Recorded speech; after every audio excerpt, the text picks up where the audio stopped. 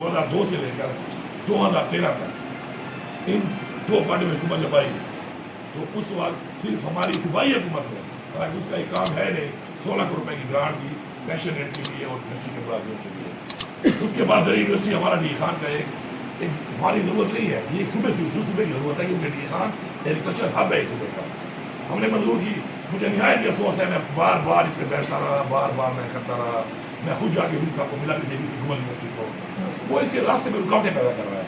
پہلی بات تو یہ کہ وہ ڈی خان سے آپ کا تعلق ہی نہیں ہے. آپ چونکہ you are not son of the soil, تو شاید آپ کو احساس نہیں ہے اس بات کا کہ اس یونیورسٹی سے ہمارے نوجوانوں کو اچھی تعلیم ملے گی, ہمارے نوجوانوں کو روزگار ملے گا, ہمارے کسانوں کو, ہمارے زمینداروں کو بہتر ریسرچ ہو کر بہتر آؤٹ پٹ پروڈکشن ملے گی. آپ جس فکر میں لگے ہوئے ہیں, آپ کو ایک دو پہلے گورنر نے ہٹایا, آپ عدالت میں چھوڑ گئے. اس کے بعد کیبنٹ ڈیسیجن ہے, زرعی یونیورسٹی کا پیسہ صوبائی حکومت دے رہی ہے اور صوبائی حکومت کا کیبنٹ ڈیسیجن ہے, آپ اسے امپلیمنٹ نہیں کر رہے ہیں. آپ اس چکر میں پڑے ہوئے ہیں, آپ نہایت ہی غلط کر رہے ہیں. ڈی خان کی عوام کو کبھی معاف نہیں کرے گی. آپ اپنا نام اس لسٹ پہ لکھ رہے ہیں کہ لوگ آپ کے بارے میں سوچیں گے کہ آپ نے ہمیں نقصان دیا تھا, فائدہ نہیں دیا. آپ کا حق بنتا ہے کہ آپ بیٹھ کر اس مسئلے کو حل کریں, صوبائی کابینہ کا جو فیصلہ ہے اس کو امپلیمنٹ کریں. یہ آپ کا فرض ہے, یہی آپ کی ڈیوٹی ہے, اور اسی لیے آپ کو لگایا گیا ہے. پھر اگر آپ نہیں کریں گے تو پھر مجبور ہو کر پھر آپ ایکشن لیا تو انشاءاللہ ہمارے حکومت ایکشن لے گی اور کسی کی سمجھ آتے ہیں.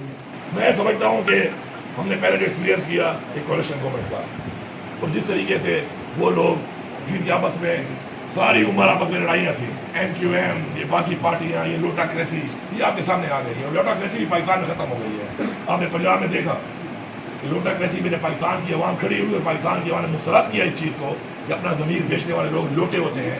تو جب مسرت ہوئے تو پنجاب کی الیکشن کا رزلٹ بھی دیکھ لیں, ابھی پنجاب اسمبلی کا ووٹنگ بھی دیکھ لیں, الحمدللہ کوئی بندہ بھی ادھر ادھر نہیں ہوا. تو یہ ہمارے لیے بہت ہی خوشائن بات ہے کہ ہمارا ملک عمران خان نے ایک صحیح ٹریک پہ لگا دیا. دوسری بات کہ ہماری 2/3 نہ آئی تو میں یہ سمجھتا ہوں کہ جو ریفارم ہم نے کرنے ہیں, یہ میرا ذاتی بیان ہے, جو ریفارم ہم کرنا چاہتے ہیں اس ملک میں, اور جو احتساب ہم اس ملک میں چاہتے ہیں, اور جو انصاف کا نظام چاہتے ہیں, اس سے ریفارم ضروری ہے, اور ریفارم کے لیے 2/3 میجارٹی ضروری ہے.